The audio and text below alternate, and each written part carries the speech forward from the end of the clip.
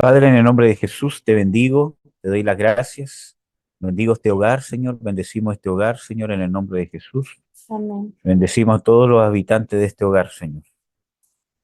Que tu gracia esté en este lugar, en esta casa, siempre y sobre cada uno de los habitantes de este hogar, Padre. Que tu gracia repose sobre este lugar. Tu reino, Señor, se establezca en este lugar, Padre. Justicia, gozo y paz en el Espíritu Santo. En el nombre de Jesús.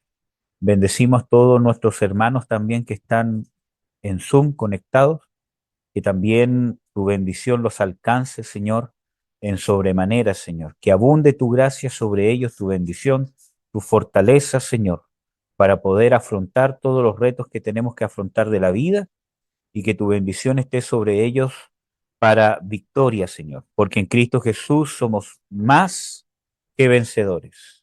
Gracias, Señor. Amén. Vamos a abrir Deuteronomio.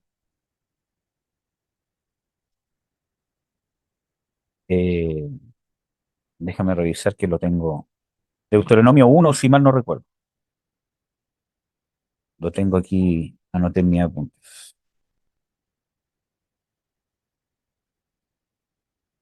Vamos a hablar de un tema, hermanos. Vamos a abrir Deuteronomio 1, capítulo, eh,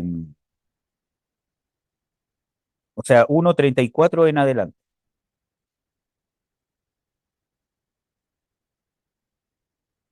Sí, capítulo 1:34. El contexto de esto, amados hermanos, es que, ¿cómo se llama? Dios le dice a Moisés que envíe 12 espías para reconocer la tierra que Dios les iba a dar, ¿ya? Ellos estaban, ¿cierto?, relativamente cerca de esta tierra. Los espías fueron 40 días entre ir a reconocer la tierra y volver. Eso es decir, de que probablemente para el pueblo de Israel le hubiese tomado quizás 20 días o un poco más en llegar a la tierra prometida desde que salieron de Egipto. Sin embargo, como todos sabemos, fueron 40 años que estuvieron vagando en el desierto. Y esta es la causa. Los espías llegaron, vieron la tierra y volvieron, ¿cierto? Y empezaron a desanimar al pueblo. Y vamos a, ¿cómo se llama?, analizar por qué. Pero quiero que leamos el versículo 34. Dice, y oyó Jehová la voz de vuestras palabras y se enojó y juró diciendo, no verá hombre alguno de estos, de esta mala generación, la buena tierra que juré que había de dar a vuestros padres, excepto Caleb, que era uno de los 12 espías junto con Josué, excepto Caleb, hijo de Jefone, él la verá, y a él le daré la tierra que pisó y a sus hijos, porque cumplió en pos de Jehová. Veamos el versículo 38. Josué, hijo de Nun, que está delante de ti, él entrará allá. Anímale, porque él la hará heredar a Israel. ¿Amén? Ahora, vamos a ver Éxodo, o sea, Números 14:24. Aquí hay una característica que Dios pone en Caleb, que es la primera característica que vamos a ver, que es porque él cumplió en pos de Jehová, en el versículo 36. Y eso es fidelidad. No solamente yo ando siguiendo a Dios, sino cumplo, en el sentido de que hago lo que Él determina y lo hago de corazón. Vamos a ver Números 14:24, les dije, ¿cierto?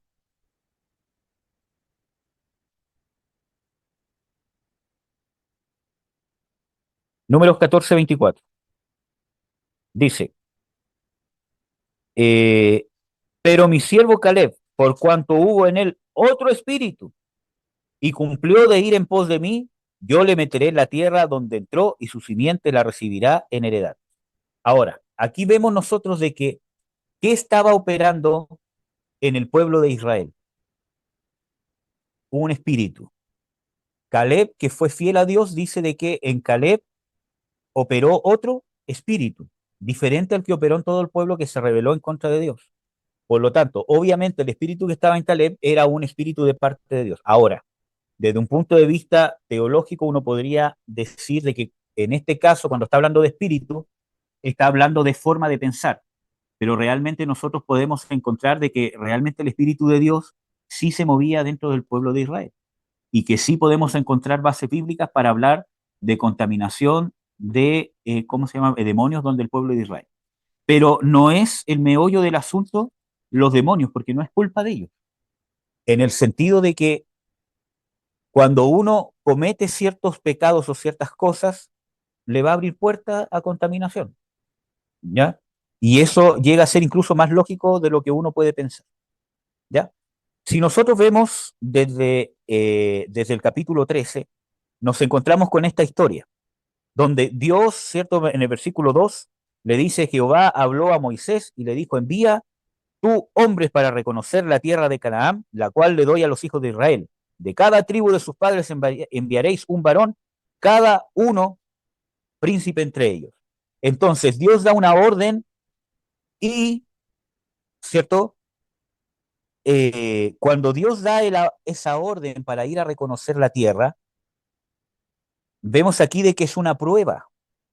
Primero, Dios les quería mostrar, estamos en el capítulo 13, versículo 2. Primero, Dios les quería mostrar, ¿cierto? Para que vieran la tierra que Dios les iba a dar, para que la vieran con sus propios ojos y pudieran tener pruebas de lo que Dios iba a hacer con ellos, ¿ya? Pero a la vez era una prueba. A ver, cuando Dios nos da promesas, nos bendice o nos muestra lo que quiere hacer con nosotros, y nosotros quizás experimentar algo de lo que Dios va a hacer con nosotros, nos está probando para ver con qué espíritu lo vamos a recibir.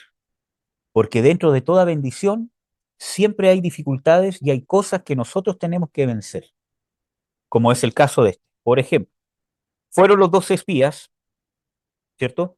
Y aquí vemos cuál era la misión de estos 12 espías. 12 espías, perdón. En el versículo 19 del capítulo 13 en el que estamos, dice: observad la tierra, ¿qué tal es? Primero tenían que observar cómo era la tierra. Dios les iba a probar que realmente era una tierra donde fluía leche y miel, ¿ya? El pueblo que habita en ella, si es fuerte o débil, si poco o numeroso. Y ahí están las dos, 13, 19. Y ahí están las dos misiones más grandes, ¿cierto? Donde tenía que ver cómo era la tierra y si el pueblo que habitaba en ella era débil, o era poco, o era fuerte, o era numeroso.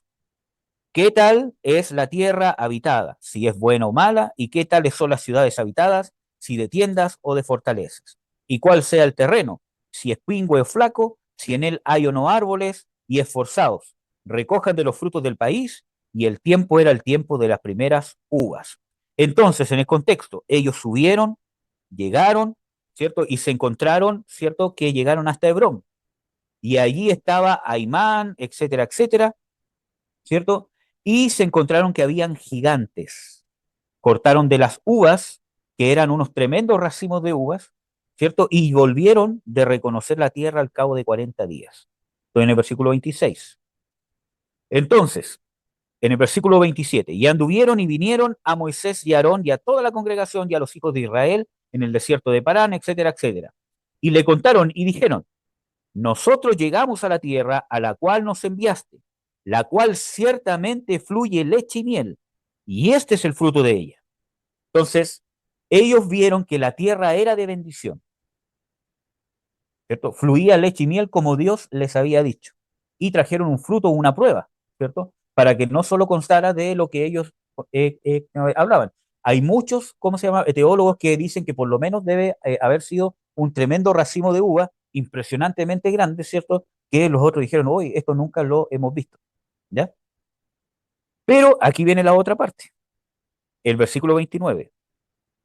Mas el pueblo que había en aquella tierra es fuerte.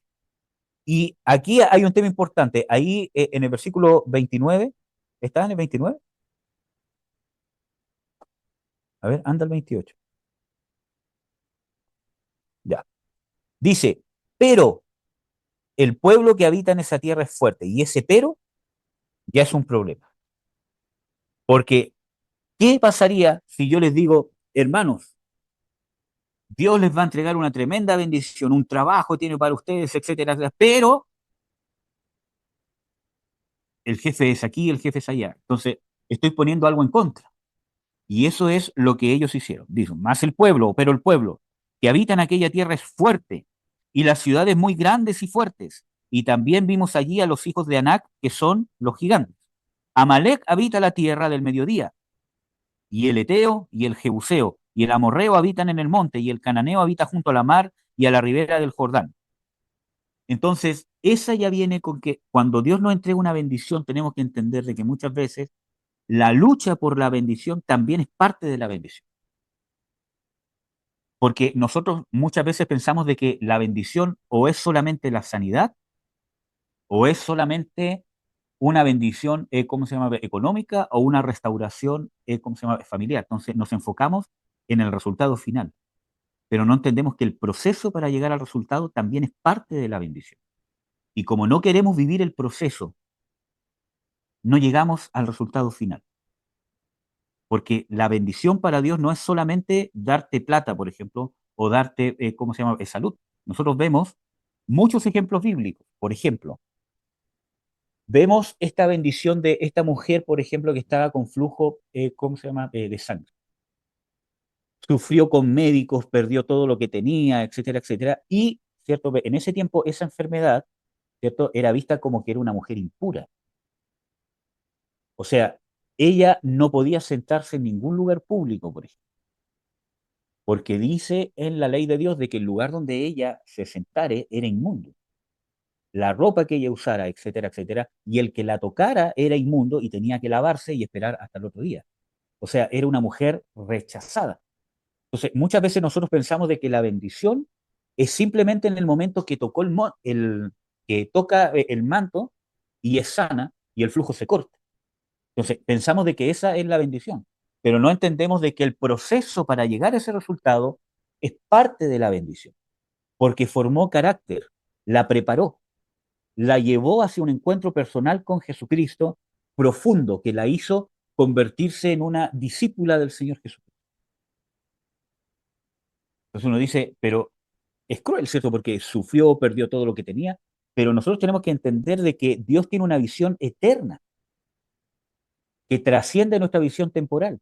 Por eso Pablo dice, nosotros andamos por fe, no por vista. Las cosas que se ven son temporales, pero las que no vemos, esas son las cosas eternas. Entonces vemos de que el proceso para llegar a la bendición es parte de la bendición. Un ejemplo de esto, por ejemplo, hay una cierta oportunidad donde el Señor Jesucristo sana a 10, ¿cómo se llama? A 10, ¿cómo se llama? Leprosos. Entre esos 10 leprosos había uno que era samaritano, ¿cierto? Entonces, llegan los 10 leprosos y dicen, Señor, ten misericordia de nosotros, que tenemos lepra, etcétera, etcétera. Entonces, estando ellos lejos, ¿cierto? Él les dice, y, ¿cierto? Y presentados, ¿cómo se llama? Al sacerdote. Mientras ellos iban, ¿cierto? Fueron sanos, los 10, y solo uno se devolvió a dar gloria a Dios. ¿Por qué solo se devolvió uno? ¿Y por qué fue el samaritano? Porque el samaritano era el más rechazado por los judíos y Jesús era conocido como un maestro judío. Cuando se encuentra con la mujer, ¿cómo se llama? Samaritana, ¿cierto? Ella reconoce por su forma de hablar seguramente, etcétera, etcétera, que él era judío. Entonces le dice, Señor, pero si los judíos y nosotros no nos llevamos. Entonces vemos de que había un reconocimiento. ¿Por qué ese samaritano pudo vencer esas barreras? ¿Por qué los otros 9 no se devolvieron? Y ahí hay un ejemplo cuando lo peligroso que es que nosotros solamente obtengamos el resultado y que el resultado no es solamente la bendición. Los 9 leprosos obtuvieron lo que nosotros pensamos que es bendición, la sanidad, pero no se volvieron a Cristo. Siguieron sus vidas, ¿cierto? Y no tuvieron un encuentro con el Mesías. Siguieron en muerte. En cambio, este hombre samaritano había sido rechazado por el pueblo judío por el hecho de haber nacido, por nada más, ¿cierto? Por raza, había estado toda su vida rechazado por el pueblo judío y más encima leproso. El único contacto probablemente que podría haber tenido con un judío importante era cuando los judíos habían estado con lepra, esos otros 9 judíos. Y probablemente en esa condición, probablemente también era menospreciado, solo por el hecho de ser samaritano.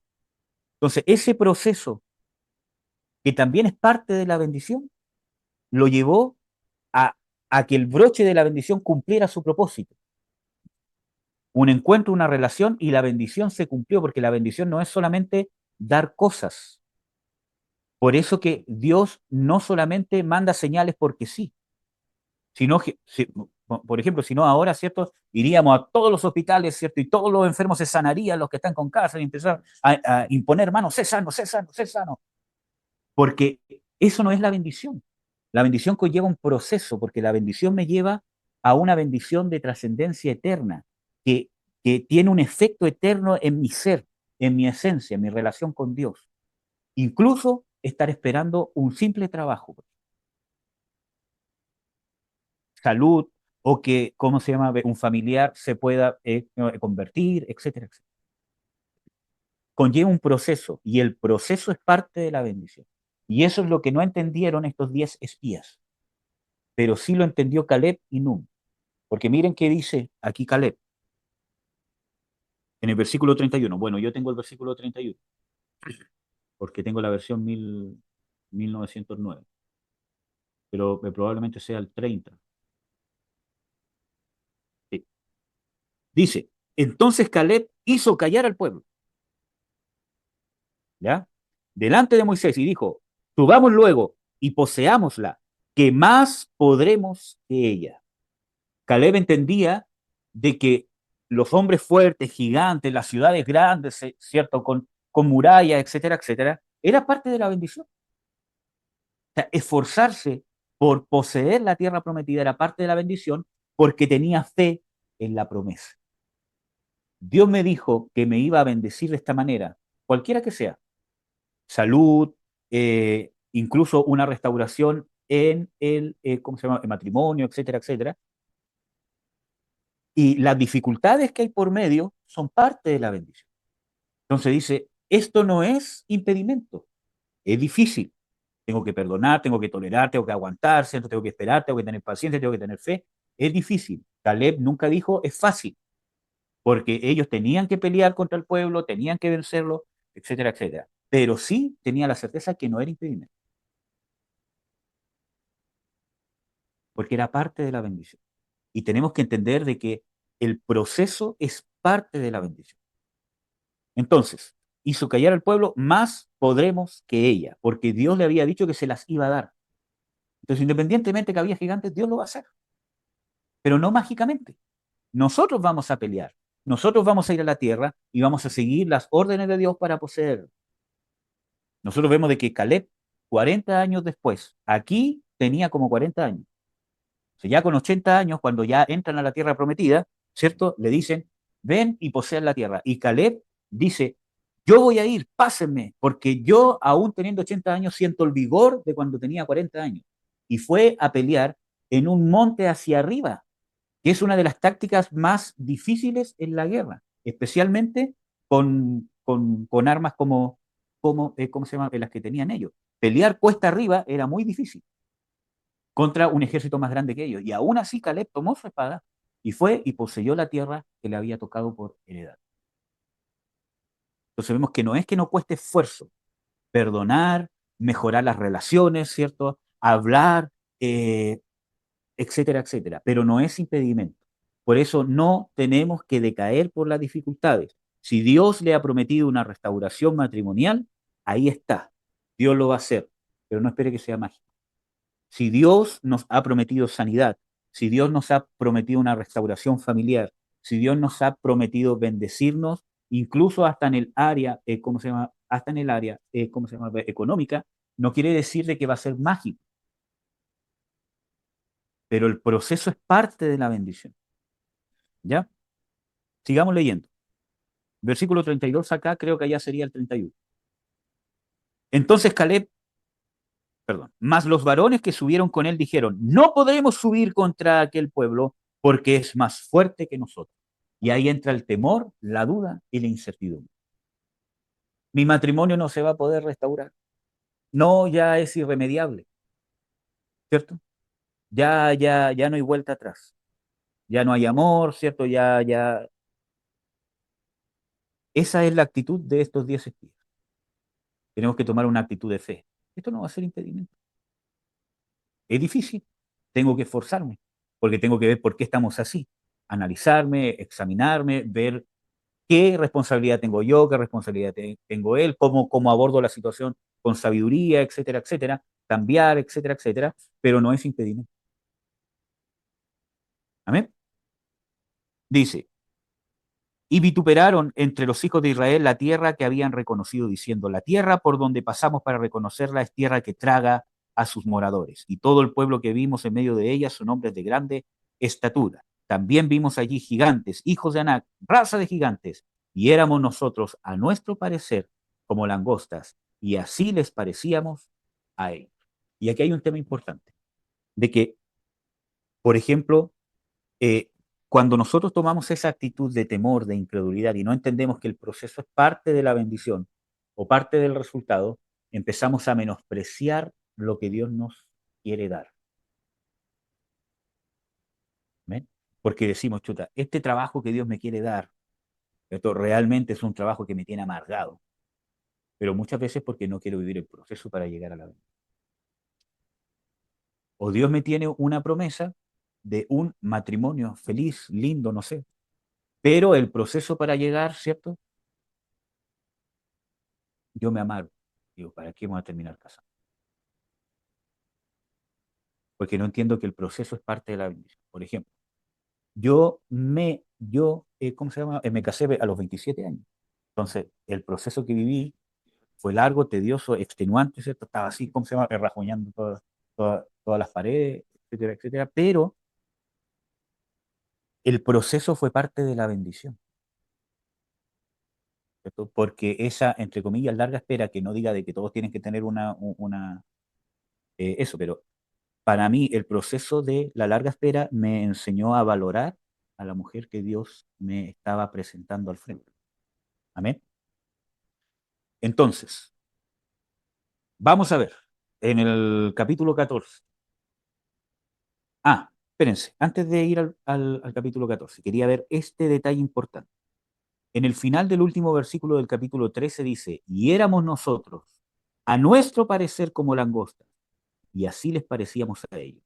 Y aquí tiene mucho que ver que con nuestra autopercepción, cuando nuestra autopercepción de nosotros mismos es según la percepción de los demás. Nos sentimos inferiores. Los demás siempre nos van a mirar como inferiores de más. A nadie le van a faltar excusas para menospreciar, o porque soy chico, o porque soy muy alto, o porque soy muy joven, o porque soy muy viejo, o porque estoy soltero, o porque estoy con 5 años de matrimonio nomás, o porque solo tengo 10 años, o porque solo tengo un hijo, o porque solo tengo dos. Siempre nos van a menospreciar por cómo hablamos, por cómo comemos, por cómo vestimos, por etcétera, etcétera. A nadie, a nadie, a nadie, ¿cómo se llama? Le va a faltar las ocasiones en que vamos a ser menospreciados. ¿Cuál es el problema? Cuando las percepciones de la gente externa empiezan a moldear nuestra autopercepción. Aquí dicen ellos, a nosotros mismos éramos como langostas. ¿Cuándo ellos tuvieron esa percepción? Cuando vieron a los gigantes. Pero antes de ellos, obviamente eran considerados de estatura normal entre sus pares. Entonces, muchas veces nosotros nos quedamos en, ¿cierto? En situaciones cómodas con nuestros pares para sentirnos bien. Pero cuando somos confrontados con gigantes, entre comillas digo gigantes, o otras situaciones, ¿cierto? Nos vemos a nosotros mismos como los demás nos ven. Y nuestra autopercepción se moldea por lo que percibe la gente de nosotros. Y eso no nos permite tener una fe y heredar las promesas. Porque nos va a llevar al temor, a menospreciar la bendición de Dios y a no entender de que el proceso, y perdón que sea tan reiterativo, de que el proceso es parte de la bendición. ¿Amén? Sigamos.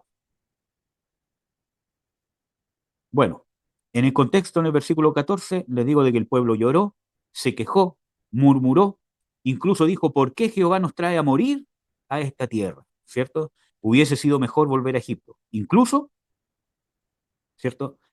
Hablaron de apedrear. Miren, vamos a ver. Aquí vemos en el versículo 6, Josué, hijo de Nun, y Caleb, hijo de Jefone, que eran de los que habían reconocido la tierra, rompieron sus vestidos y hablaron a toda la congregación de los hijos de Israel diciendo, la tierra por donde pasamos para reconocerla es tierra en gran manera buena. Si Jehová se agradare de nosotros, y ahí está el proceso. Si Jehová se agradare de nosotros. Ese es el proceso porque eso es lo que quiere hacer el Espíritu Santo. Nosotros somos hechos perfectos en Cristo Jesús, como dice Hebreos. La salvación, la gracia de Dios en Cristo Jesús, aplicada a nuestras vidas por su misericordia, nos hizo aceptos en el amado. Somos aceptos en el amado. No tenemos que hacer nada para tener el favor de Dios, porque el favor de Dios está sobre nosotros. Pero parte del favor de Dios es tratarnos y transformar. Eso es parte del favor de Dios. ¿Ven? Entonces, ese favor es el que nos transforma para hacer lo que es agradable delante de Dios.